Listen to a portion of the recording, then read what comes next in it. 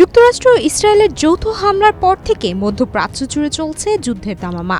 Iran থেকে Saudi আরব, Cyprus, Kuwait, Lebanon, Iraq, Bahrain পর্যন্ত একের পর এক হামলা, বিস্ফোরণ, সতর্ক সংকেতে নতুন করে বাড়ছে উদ্বেগ। বিশেষ পরিস্থিতিতে উঠে এসেছে একাধিক প্রাণহানি ও সামরিক স্থাপনায় আঘাতের তথ্য। আর এ যুদ্ধের জন্য যে ট্রাম্প নির্দেশনা দিয়েছেন, সে ট্রাম্পের স্ত্রী কিনা এবার জাতিসংঘের নিরাপত্তা পরিষদের বৈঠকে সভাপতিত্ব করতে যাচ্ছেন। করোনা বা যে কোনো ভাইরাসের এগেইনস্টে ফাইট মানি ব্যাকট্রলের লেফট রাইট। যুক্তরাষ্ট্রের ফার্স্ট লেডি মেলানিয়া ট্রাম্প সোমবার নিউ ইয়র্কে জাতিসংঘ নিরাপত্তা পরিষদের বৈঠকে সভাপতিত্ব করবেন। কোনো মার্কিন প্রেসিডেন্টের স্ত্রী হিসেবে তিনিই প্রথম এই পরিষদের অধিবেশনে সভাপতিত্ব করতে যাচ্ছেন। ইসরায়েলি সংবাদ মাধ্যম হার্তেজের প্রতিবেদনে এ তথ্য জানানো হয়েছে।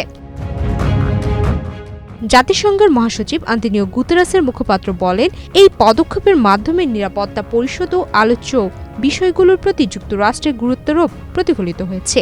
হোয়াইট হাউস জানিয়েছে, বৈঠকের সংঘাত পরিস্থিতিতে শিশুদের সুরক্ষা, প্রযুক্তির প্রভাব ও শিক্ষা ব্যবস্থা নিয়ে আলোচনা হবে।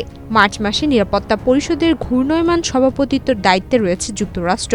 15 সদস্যের এই পরিষদের সভাপতিত্ব সাধারণ সংশ্লিষ্ট দেশের রাষ্ট্রদূত বা জ্যেষ্ঠ সরকারি কর্মকর্তারা করে থাকেন। এই উদ্যোগ এমন এক সময়ে নেওয়া হচ্ছে যখন প্রেসিডেন্ট ডোনাল্ড ট্রাম্পের প্রশাসনের সঙ্গে জাতিসংঘের সম্পর্ক টানাপোড়েনের মধ্য দিয়ে যাচ্ছে।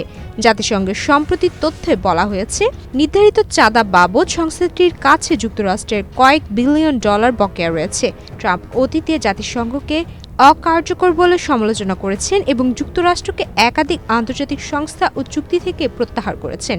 পাশাপাশি বিকল্প কূটনৈতিক উদ্যোগও জোরদার করেছেন তিনি।